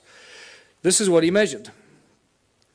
The outside, the heat signature anywhere outside here is 5.5 degrees Celsius at the surface of the ground. The moment you move the device in there, it shoots up to 29 degrees. So it's 5.5 degrees, 29 degrees. 5.5 degrees, 20. There's no scientific explanation for that we have right now. You go in there, it goes up to 33 degrees. 5.5 degrees, 33 degrees in the middle.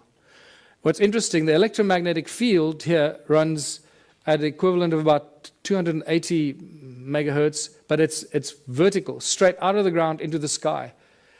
So it's a column of energy out of the ground into the sky. Over there, it creates like a dome-shaped effect over the circle, because you also lose GPS when you go in there. So I can now understand why you lose GPS, because it creates the circle. There's no electromagnetic activity outside. The moment you go inside there, you pick up this horizontal electromagnetic effect, equivalent to about 480 megahertz.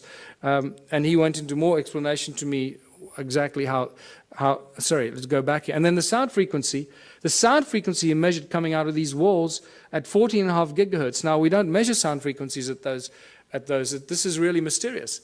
So, and at 72 decibels coming out of these walls. And then we went up to this one here, and it got even worse. Measured 33 gigahertz sound frequencies coming out of these walls inside here. 33 gigahertz. When you walk along this channel that ran in here, the wall was broken there, but the channel runs in there. It started like 5 degrees. It keeps going up. As you walk there, that heat signature keeps rising. By the way, the heat signature, he explained to me, can only go up to about 80 degrees Celsius, at which point it suggests that you've got a volcano under you about 300 meters below you. So that's how he's calculated it. And so at 80 degrees is the max, and nothing more is possible. So we go from 5.5, and by the time you get here, it's at 33 degrees. Around 30 degrees there. When you go from outside there, 5.5 degrees, onto that little attachment there, inside, shoots up to 58 degrees. 5.5 degrees, 58 degrees. There's just no reason why it should be doing that. And then the electromagnetic waves, once again, there's a dome-shaped horizontal effect that happens inside here at that frequency. And it's horizontal. Also, this is why, when we did ground-penetrating radar, I used the world's leading company to do ground-penetrating radar on 3 structures. This is one of them. There was another one of those flower-shaped ones, and then at Adams Calendar. And all the way through the ground-penetrating radar exercise, I kept asking the guy, are you getting GPS signal? And he says, yeah, sure. And he had a really big GPS thing on his back, and I thought, okay, well, our measurements are down the drain. That's it. The guy was lying to me. And then I waited, after working like a dog for a whole long weekend, because to do this GPR is not easy. The GPR devices are not meant for rocky terrain. You've got to drag this big box and up the rocks and down the rocks. And I had to do the dragging. So I worked my butt off for the whole weekend expecting some results. So, a week goes by and I phone the guys in Joburg and I say, have you got any results for me? I'm dying to see the results. And they say, yeah, no, we've got some problems with, I'll get back to you. A month goes by, nothing. 3 months go. Eventually I said, just tell me what's going on. He says, look, we got real problems with the GPS. Everything is just completely scrambled. I don't know what happened. I'm really, really sorry. But it's just like complete garbage. This has never happened to us before. So I went, don't worry, it's okay. You made me the happiest guy in the world. Because now I know that our measurement's accurate. It looks like you're getting a reading, but you're getting garbage. So when they put it in the computer nearly blew up. It said, sorry, buddy, I don't like what you're feeding me. And then we get to Adam's calendar, and everything we know, or we think we know, just flies out the window. There's the imaginary circle once again.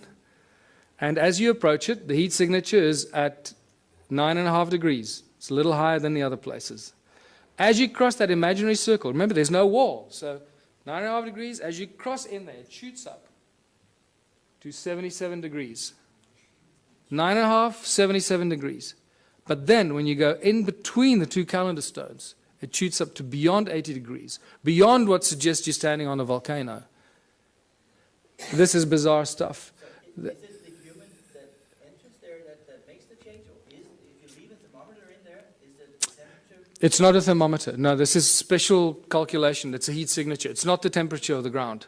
Okay, so it's the average temperature that he explained to me, about 300 meters below the surface, going up in temperature, suggesting that at about 80 degrees, that heat signature would equate to a volcano, volcanic activity.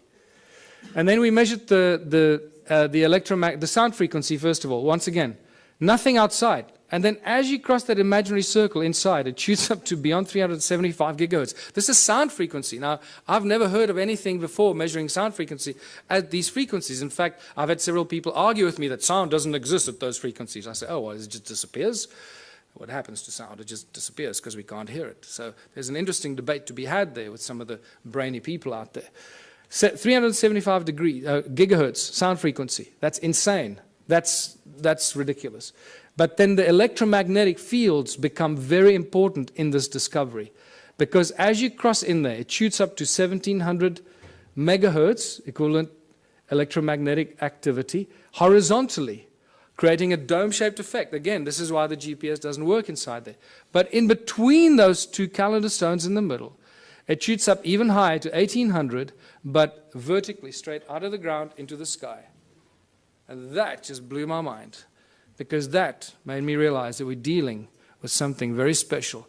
Since I first started going there and taking psychics and connected people there, there have been hundreds that have told me things about the site that could not be told unless you knew something. So once again, the statistical probability that they were lying to me is out the window. They must be telling me the truth. And the recurring constant, that thing that I've been told by, strange woo-woo people, is that it's an active vortex and a portal. Now that we've measured it, I believe them, because this is the kind of thing that we measure there. Electromagnetic waves run horizontally, vertically, and then vertically coming out of it is one vertical shaft of electromagnetic waves straight into the sky. So what is this calendar site all about? What were they doing here? What were the Annunaki doing here? They were getting gold. They were using the people to mine the gold, using advanced technology, Caesar technology, getting it off the planet. We know that they were getting it off the planet. Sitchin makes it very clear in his translations.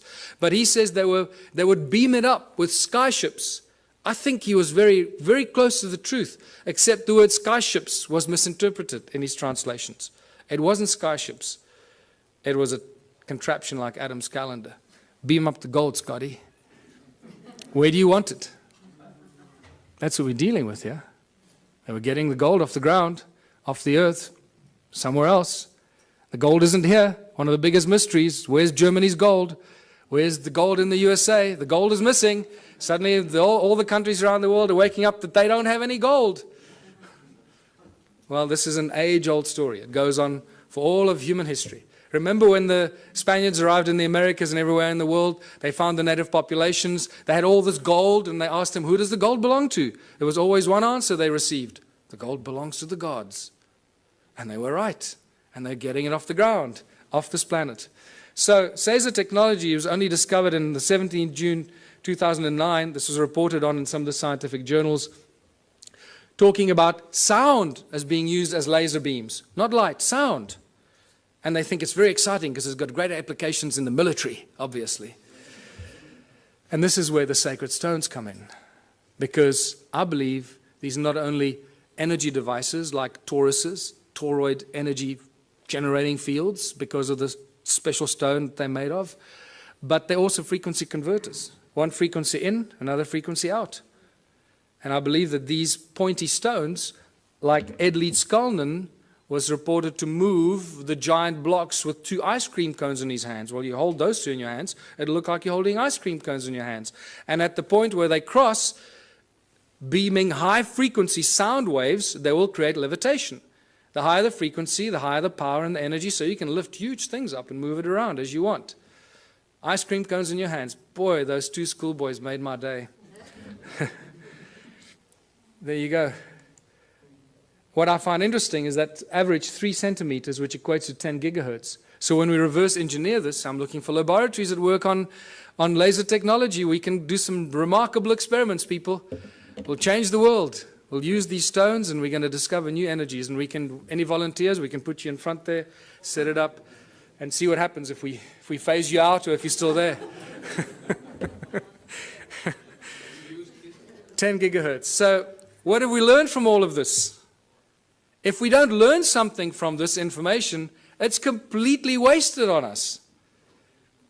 And I believe we're going to have a break now. Is that true? We're going to have a break? No break? So I was going to have a 10-minute break, but mostly for your sanity, I'm used to this. So I believe that we're reaching the conclusion of a prophecy. All the ancient cultures have these great, amazing prophecies that last thousands and thousands of years, and they say that the end days will be as the first days. Did you know that in 1980, in the mid-80s, 4 of the North American native tribes came to South Africa to meet with Creator Mutwa and some of the African shaman because they believe that the new age will rise out of South Africa. It was quite amazing. And they had all these ceremonies at these sacred sites and so forth. So the end days will be as the first days. Well, if humanity arose out of South Africa, then it should restart there again. And it makes me quite curious to see what's going on in South Africa at the moment. There's some really interesting things, and I seem to be involved in a few of those for some reason, but we're rediscovering free energy. We're discovering that sound is a source of energy. We just need to realize how to use it, figure out how to use all these ancient stone circles that give us insane amounts of free energy every second of the day. We just don't know how to use it. We're crossing the galactic plane. It's the rise and fall of civilizations, concluding these giant, as Plato called it, the great year. We're exposed to frequencies and energies that we probably haven't experienced in the last 26,000 years. So no wonder we're going through, turmoil, and a lot of people are going crazy. They don't know how to deal with it. We're exposed to galactic light from the great sun, the cosmic, the center of our galaxy. And we're exploding with consciousness. Why? Why are we exploding with consciousness? Because this galactic light is activating our DNA, and there's plenty of scientific evidence for that you can go and look at if you still don't believe that. And it's doing amazing things. It's not just activating our junk DNA, 97% of it. So as our junk DNA gets activated, it creates a feedback mechanism, and we start to think higher thoughts, and our consciousness grows quicker and quicker. It's a beautiful thing, this, people. And it's all connected to these crazy people, 280,000 years ago, building stone circles in South Africa. They created us and allowed us to get to this point where we can contemplate our own existence and our own humanness and figure out how we fit into this great, crazy picture. We connect to the morphogenic field and realize that the resonance is the substance of the morphogenic field and plays a very important role in, spooky action at a distance that scientists are still trying to wrap their heads around. How does this all work? And this is where I realized that if we don't learn something from this ancient civilization and apply it today, it's going to be completely wasted. So I realized that these people lived for long, extended periods of time without money. And it was Kerry Cassidy, when she first came to visit me 3 years ago, she suggested to me, you know what, you should start a political party. Because when you start sharing this information, it's not going to go down well, and you need to create a platform of credibility and protection. So I did that. And the Ubuntu Liberation Movement has now been registered as a fully fledged political party in South Africa, and I'm going to be running for president next year. That's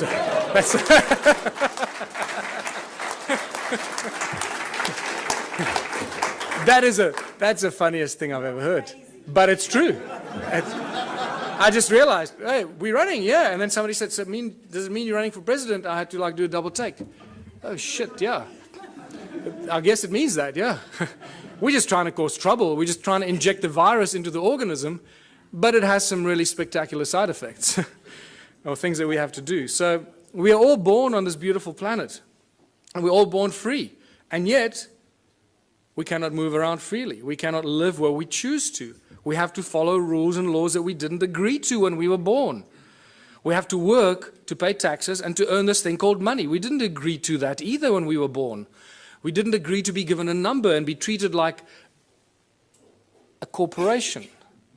We are living, breathing human beings. We're not numbers of infinite soul and flesh and blood. And yet that's not how we're being treated.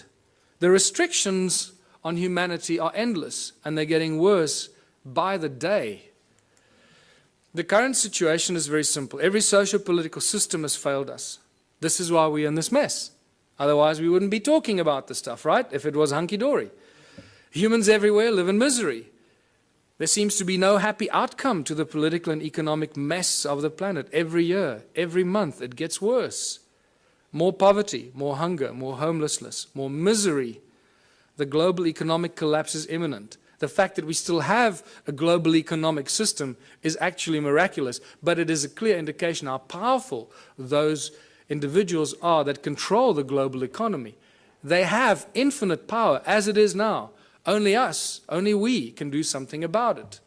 And there's some simple things that we can do about it to change everything about our lives and how we continue living as living, breathing human beings and not numbers and corporations or fictional entities. 1/3 of the world's food goes to waste. This is spectacular. What kind of creatures have we become that we deny 1/3 of the global population food because they don't have money? We don't hand it out, we dump it, we destroy it, because we can't give it to them for free. They need money, they need to work, lazy bastards. Do some work, go get a job, become a respectable member of society, get a job. We don't need jobs. It's the last thing we need. Every time I hear politicians say, we're going to create jobs, I sense shivers down my spine. It's the last thing we need. Busyness. Keep you busy, running around, forgetting what you should be doing, what kind of life you should be living. It's all encoded in the language that we use. How did it get so bad? This is where we get back to what we've just been to, the ancient civilizations. A small group of royal political families and the banking elite families took control of the world. This didn't happen last year or 100 years ago. This happened thousands of years ago, people. It started with the Sumerians about 6,000 years ago in the Middle East, in Sumeria. When the Sumerian tablets tell us, when kingdom was lowered to earth from heaven, that's why I pointed it out to you. They tell us, kingdom was lowered to earth. Suddenly we see these priest kings appear out of nowhere. How did these guys suddenly take on this higher than thou situation? Who the hell are they? Where did they come from? Oh, people lived happily, and suddenly one guy said, hold on, I'm going to be your king. You're going to have to work for me and pay taxes. Screw you, buddy. I don't know. So how did these priest kings in ancient times become so powerful? Because they were appointed by the gods. I'm not talking about God with a big G here. I'm talking about the gods with a small g, these arrogant pricks that came here and disturbed us on this beautiful planet. And what happened next after they appointed the priest kings? The most spectacular, miraculous thing happened. These priest kings created money. Money is not part of natural evolution. This is a complete misunderstanding of human history. Anyone that teaches you that has not done their homework. Money was maliciously introduced in ancient times as a tool of enslavement, the absolute tool of enslavement, and we are feeling the worst brunt of it right now. We are the guys, we are the civilization, we are the people in the history of this planet right now that can make a change. It's up to us what we do with this information and how we move from here forward. Today there are three main banking families, there are arguably a few more, but the big ones, obviously the Rothschilds, the Rockefellers, the Morgans, they control everything. They own all the banks in the world. How can I make the statement? Because they're the guys that bail out the banks when they go under. So they own them. It's simple, right? If you bail somebody out, you're going to own them. And you're not going to bail something out that you don't own, or at least that you don't control. So the World Bank, the IMF, the BI, the Bank of International Settlement in Basel, Switzerland, most people aren't even aware that there's a thing called the Bank of International Settlement. When they discover this, they, what? Wow, that's amazing. I hope they're good people. Can't they give us a loan? Remember, people, money doesn't exist. Okay, I'm going to get into this. Yes, did you want to say? What I don't understand is, you now say all the past history was rubbish and it was all evil, but still you want to run for government and president. I don't understand it. So okay. You believe in the system, but everything else is rubbish. No. I don't. No. Well, that's what you're actually saying. No. You're getting the wrong end of the stick. We created the, yes, you are. We created the Ubuntu Liberation Movement. I'm going through it now. Just hold on. You'll understand where I'm going with this.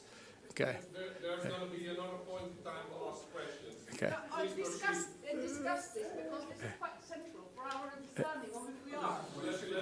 Yeah. Okay. Well,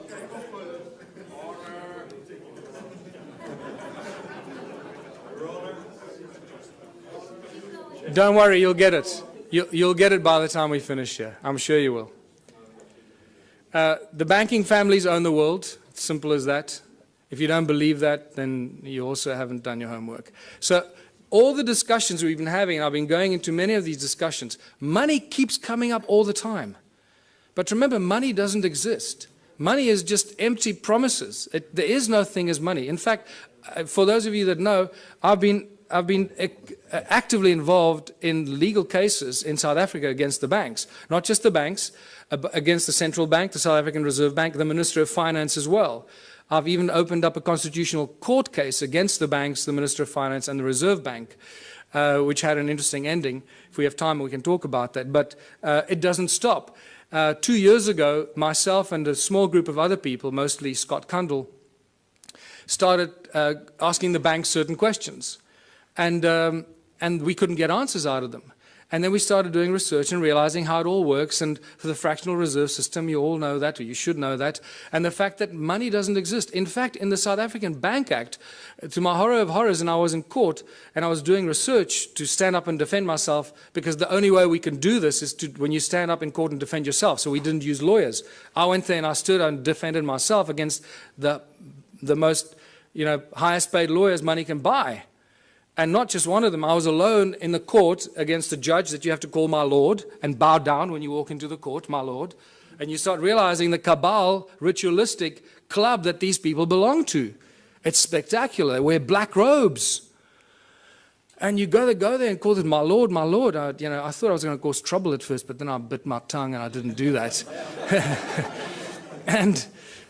But what I found is that in the Bank Act in South Africa, and I'm sure the same goes for the rest of the world, there is no definition for the world money. There is, however, a definition for bills of exchange, promissory notes, and negotiable instruments. And I realized the banks don't work with money. The banks work with promissory notes, bills of exchange, and negotiable instrument. And those are called liquid because they have value. They are the liquid, valuable instruments, negotiable instruments, that banks work with behind the scenes. And this becomes really exciting and interesting. So we started realizing we could create promissory notes and bills of exchange and liquid negotiable instruments as soon as they have our signature on it. And we started doing some of this, just causing trouble. Anyway, it didn't get us very far because the judges didn't understand this at all. They thought we were just causing trouble with the courts. But nevertheless, what we managed to do in the 3 Supreme Court cases that I defended myself against these banksters, we managed to get very important things out of the lawyers or the bankers. They admitted to everything we accused them of. We accuse them of breaking the contract law because they don't have what they pretend to loan. They don't have the money. Remember, in contract law, you can't lend something that you do not possess.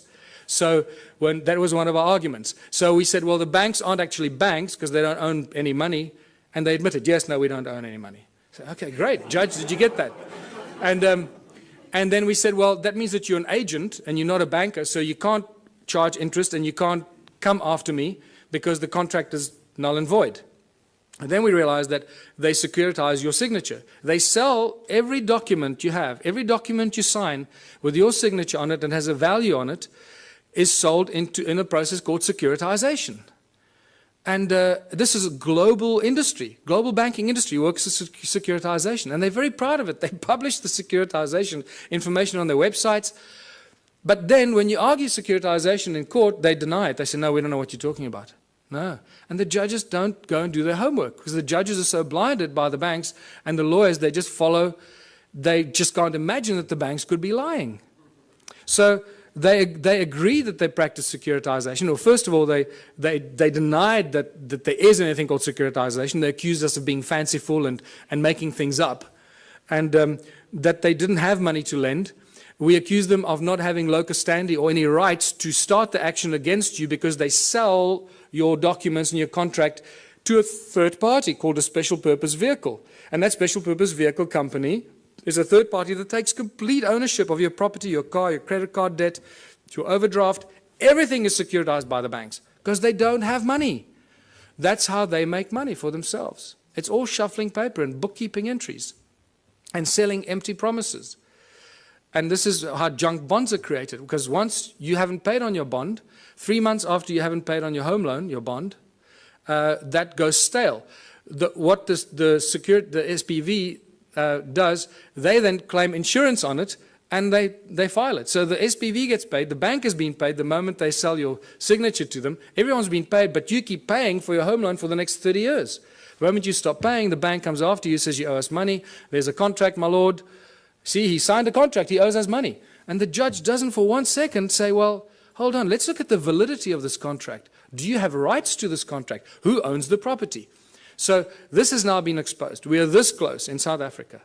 Myself and Scott Kundle from New Economics Rights Alliance, we're this close from bringing down the banks. Yes. This close. Yes. So,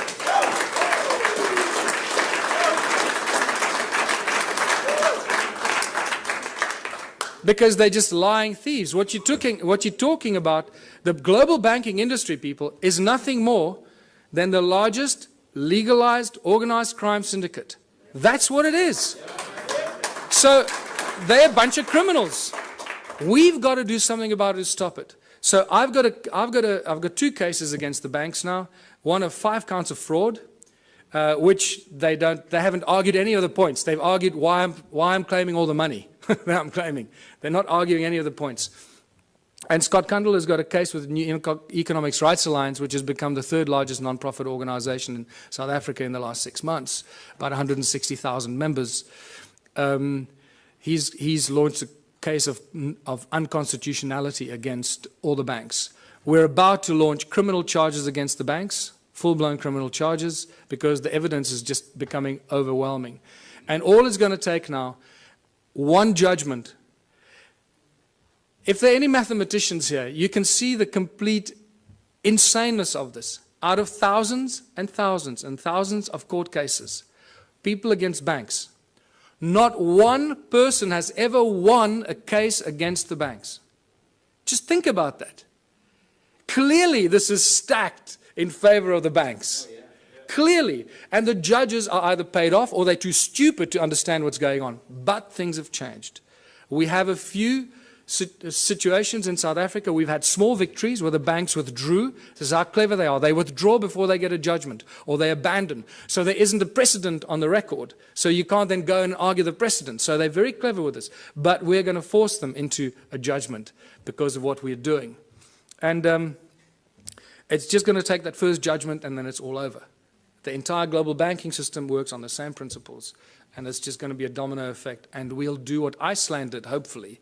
Just reverse all the mortgage loans, reverse all the car loans, credit card, just just reverse everything, because these thugs have stolen trillions from us and make us their slaves. And that's exactly what they do.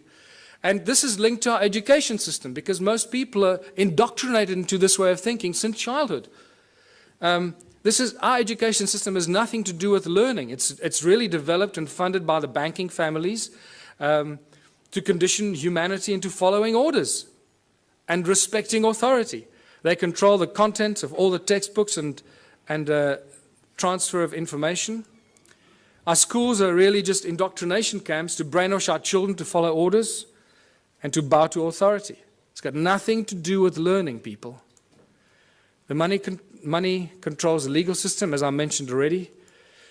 And if you just look on the internet on a daily basis, you'll see that the economic collapse is just imminent. It's somehow being kept alive. The question is, and this is what I need to end on, because we can't keep talking about doom and gloom all the time. We need to talk about what are we going to do as a species? What are we going to do when it all collapses? And this is where the most exciting thing happens. And this is my message to everyone in the world. This is where the true humanity shines, and we realize how beautifully we can survive without money.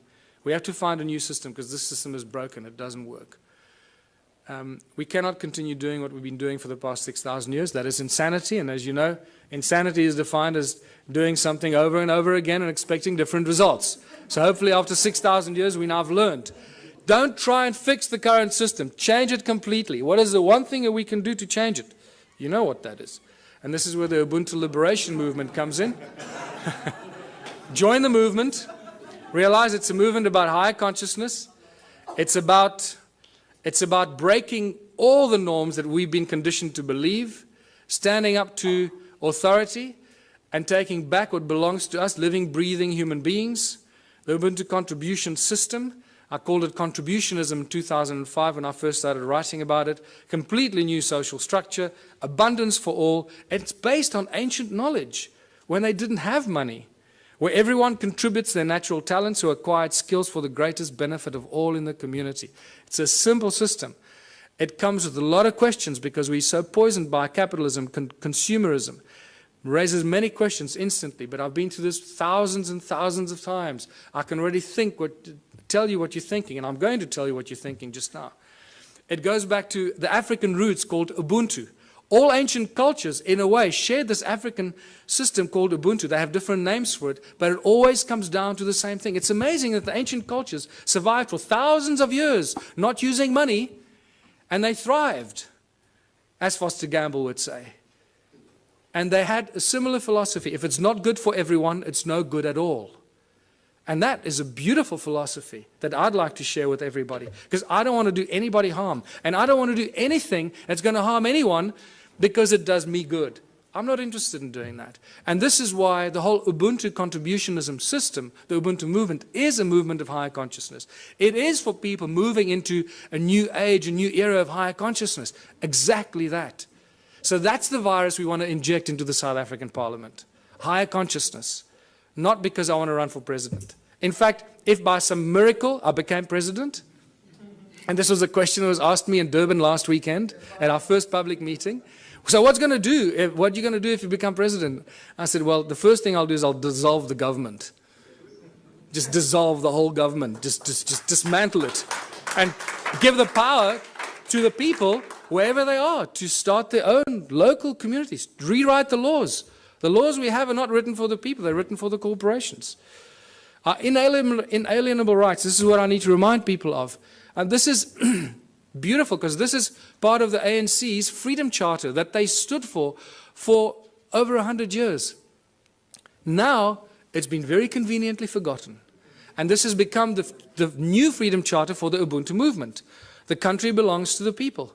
The land belongs to its people. The water, the minerals, the airwaves, doesn't belong to Vodafone, it belongs to the people.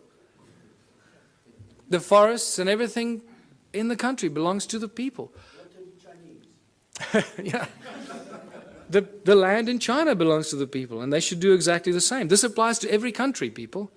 It does not belong to the government or any large corporation that has laid claim to it. And when you read this statement, you realize that we've appointed our leaders to be our servants, but they're not serving us. We appointed them to do the best for us, not for them.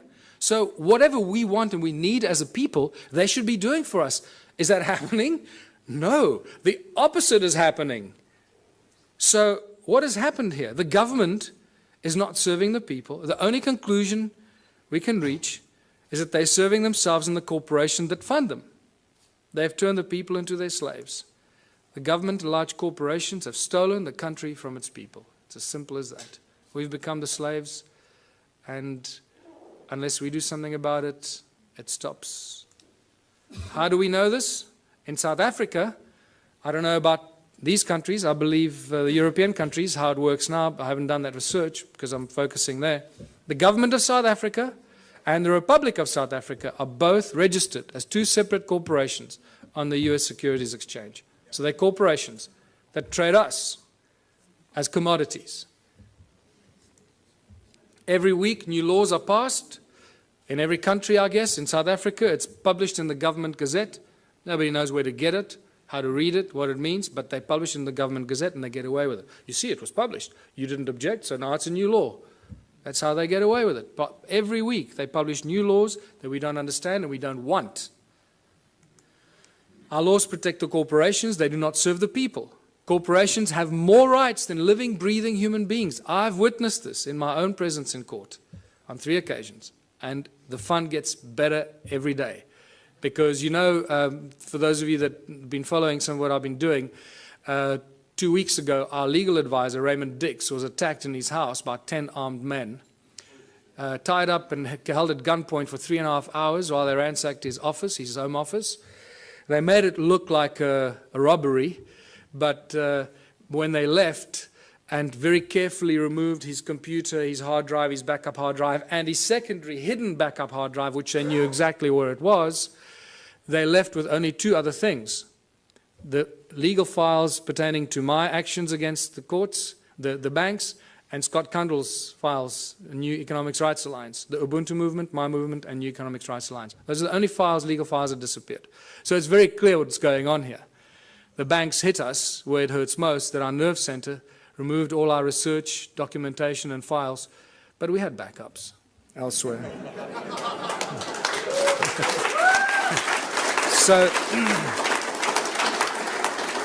So now it's obvious, you know, if they take me out, they just created another martyr. So bring it on. I don't care. I know where I'm going. I'm going to sit on the right-hand side of Jesus.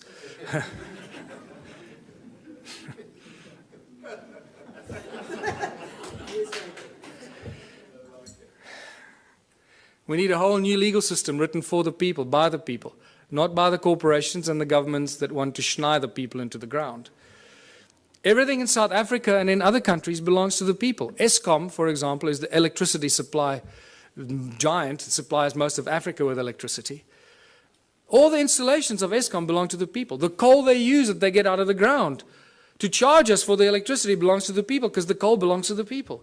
Sasol is the coal to liquid petroleum company that was paid for by the taxpayer. The technology was developed from German technology in the 1920s.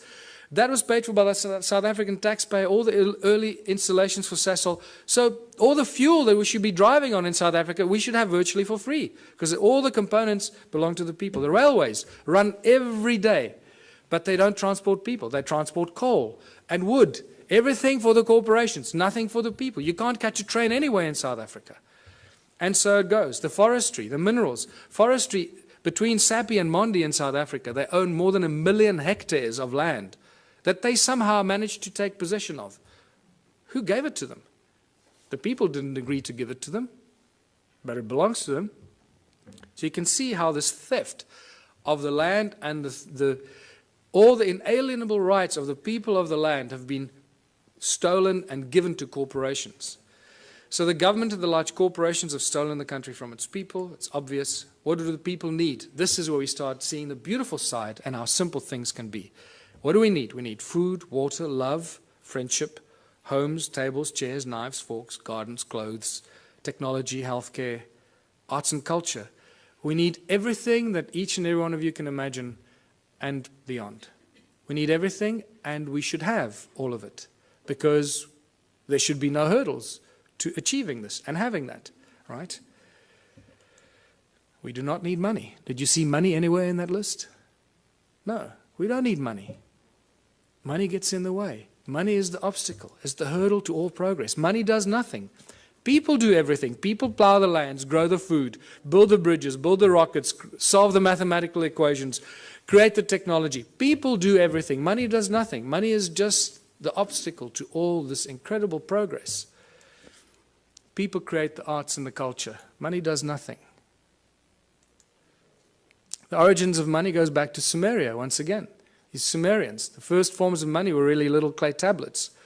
They were tokens of exchange. And then eventually they started minting them, as you know. So for millennia, great minds have stood up against the abuse of humanity through money. It's not something new. Julius Caesar stood up against the money, the powers of money. It took back from the money changers the power to coin money and minted coins on benefit of all. With this new plentiful supply of money, he established many massive construction projects and built great public works. And we all know what happened to Julius Caesar. St. Thomas Aquinas in 1225 said that the charging of interest is wrong because it applies to double charging, charging for both the money and the use of money. In fact, church law in the Middle Ages forbade the charging of interest on loans and even made it a crime called usury, which we know very well today. And even Jesus in his last year of life, probably the only physical force he ever applied was threw out the money changers out of the temple because they were abusing the people. And this is by far the most cutting statement made in recent times, Thomas Jefferson, because this is what we find ourselves in today. I believe that banking institutions are more dangerous to our liberties than standing armies.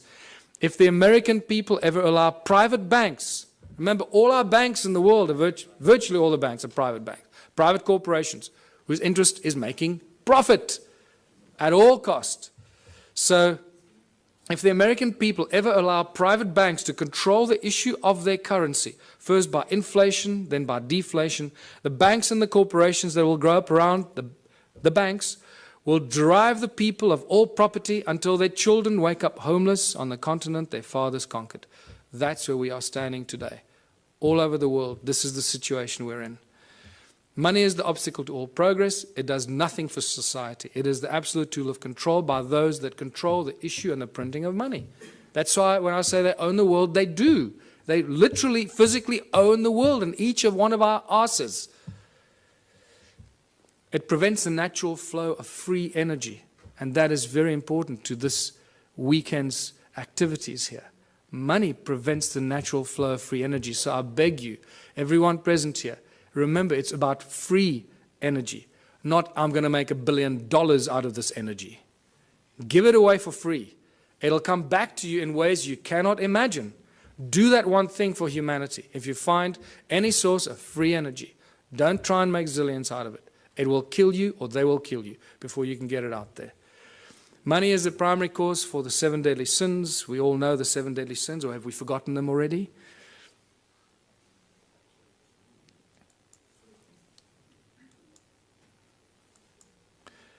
It's not the love of money. Many people ask, oh, it's just the love of money. Money, there's nothing wrong with money, man. It's just a form of exchange.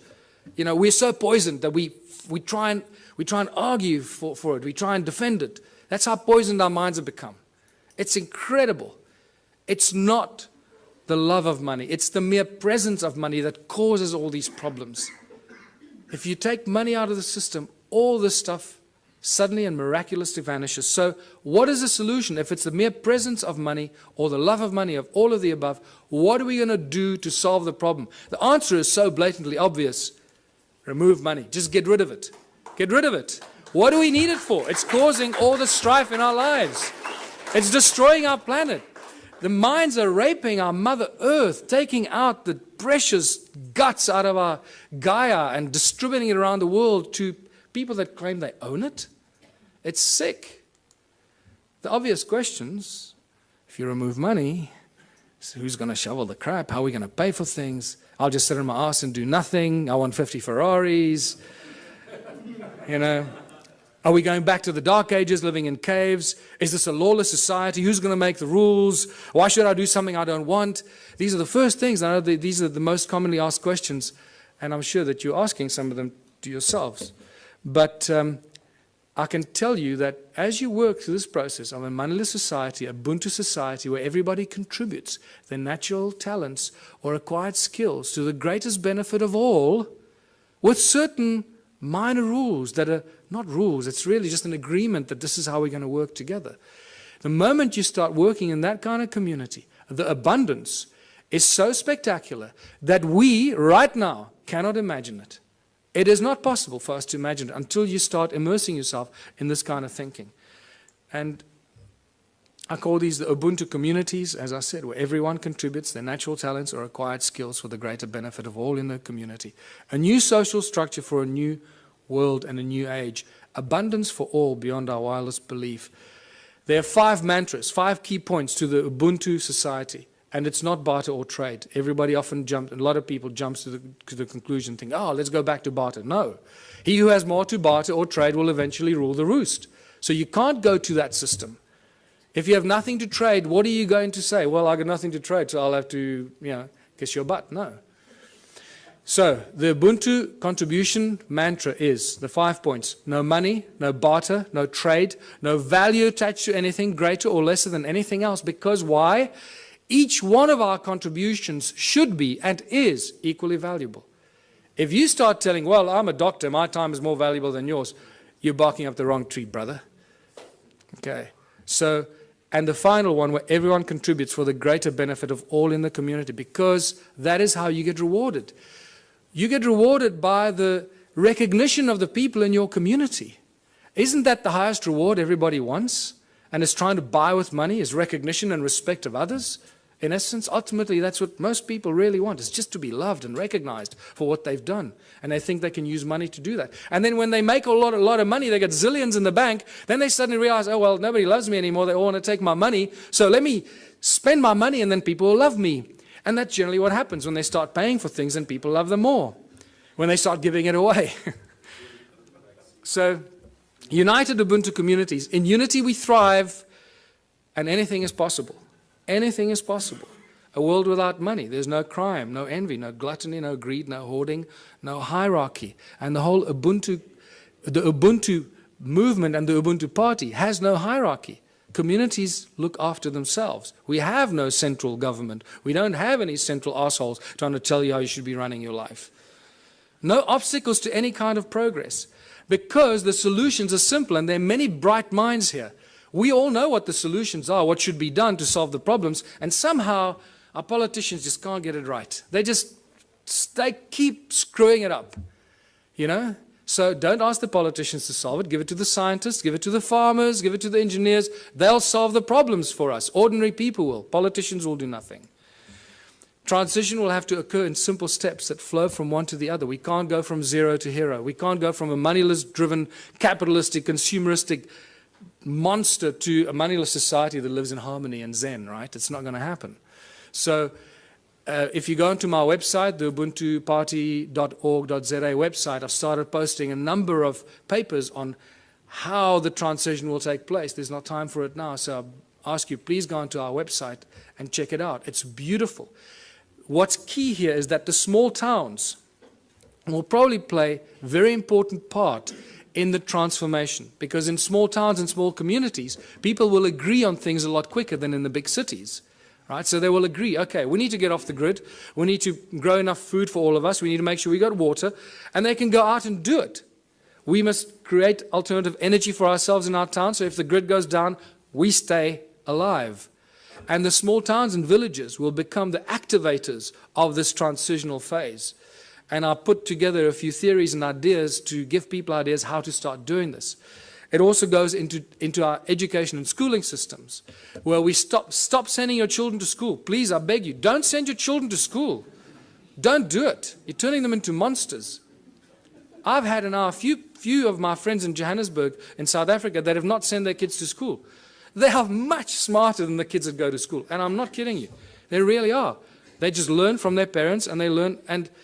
And you'll find that often what happens with these kids, they start reading later. They might start reading a little bit later. But when they start reading, they become like these monster little readers. They just read everything. I mean, these little kids are reading books that other kids don't even dream of. And that's because they're not preconditioned by the schooling system. Energy, water, food, housing, arts and recreation. These are the things that small communities can take control of very, very quickly and establish it for themselves, make themselves go off the grid and be totally in control of their own destiny. And many, many community projects must be and should be attached to this activity. Absolute abundance on all levels. Once you start doing this, food, science, culture, community, abundance on all levels. Now I'm going to give you a small example. You've got to use your imagination here because there's not enough time now and we've got to finish off here. So imagine in the little town that I live, we've got a river, we've got a fish farm, we've got a dairy farm, we've got a bakery, we've got a wood factory, a metal factory. The community starts to work in these projects. The whole Ubuntu thing means that, and contribution means that everybody must contribute 3 hours a week towards one of these community projects. That's all you have to do, 3 hours a week. A little town of 1,000 people, it's 3,000 hours a week. No municipality or town council can afford 3,000 hours a week salaries for people to do this work. Can you see how that's dramatically shifted the status quo and the equilibrium? How much we can produce if we just work for 3 hours a week on basic projects. Producing milk, cheese, butter, fish, breeding fish, baking bread, growing vegetables, and so forth. So now the community has been doing this for 6 months or a year, and they've established abundance on all levels. Where all the people in that community that participate, that's why I called it contributionism, that participate and add their talent and their skills and their time, get everything, not for free, but virtually for free. So cheaply that the rest of the stuff, and also there's a principle where you create 3 times as much as you need for your own community. And I structure everything in the Ubuntu philosophy on the sacred geometry principles, 3366.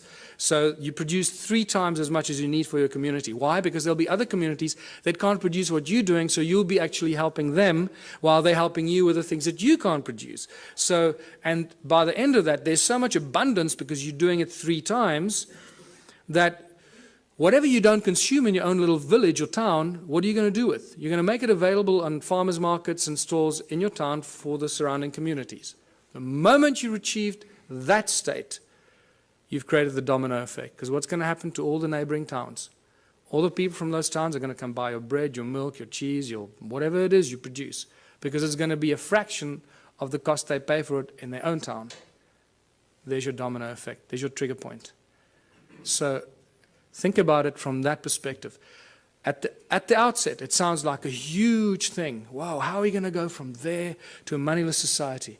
I believe that I've just taken you through a very simplistic example of how small towns and small villages and communities can be the trigger points and the examples that start the domino effect. Once the first town is set up, it's impossible for the surrounding towns to stay alive. They will have to follow the same example. Otherwise, all their businesses will close down. And when they do close down, then they will follow your example. So either they will do it willingly or they'll be forced into it because of stupidity. In the Ubuntu communities, children follow their passion and their dreams. The education system changes completely. There are no classrooms. Children learn real, practical skills.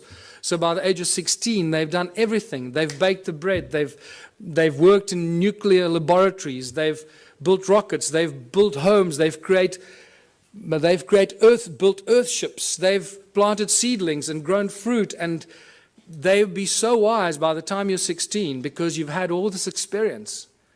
You'll be smarter than all the professors in the world thrown together today.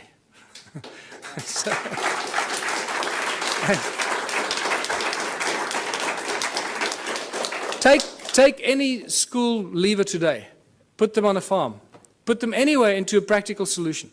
What can a person with a high school diploma do today? Absolutely nothing. We're useless to society. That's what they've created. Can you see the brilliance in their plan? They are so smart, these people. They. That's us, right? So we are so smart that we're doing this to ourselves, right? Where we create our children, turn our children into these little, we lock them up in jails for 12 years, most precious years of their life, and then throw them out to start all over again and be totally open to manipulation and control. So master teachers, only when a community decides that you're a master shoemaker, or you're a master rocket scientist, or you're a master baker, or a master this, only the community can decide who they will allow to teach their children. Isn't that a better system than teachers that go and get some diploma and they're real assholes and they teach your child? You go, God, how can that? I'm not going to let the teacher teach my child. The community will have the final say. So when I say decentralized government, that's how fine it becomes. The community chooses who their master teachers are, the people that they have respect for, and the people that they honor for their capacity and their ability. And this is how we grow, how we build Ubuntu communities, because only out of unity comes infinite diversity and abundance. Only out of unity. Anything else is a futile exercise that will bring us back to the same point at some future point in time. So I'm going to end here, because this is the end. Join the Ubuntu Liberation Movement. It's not just a South African entity. We've had various people around the world say to us, can we start the same thing in wherever? Yes. Go online. Start the same thing. Use all the material I've published. Put it out there. Share it with everybody. And become part of this transitional phase. And thank you for listening. I hope I gave you some food for thought.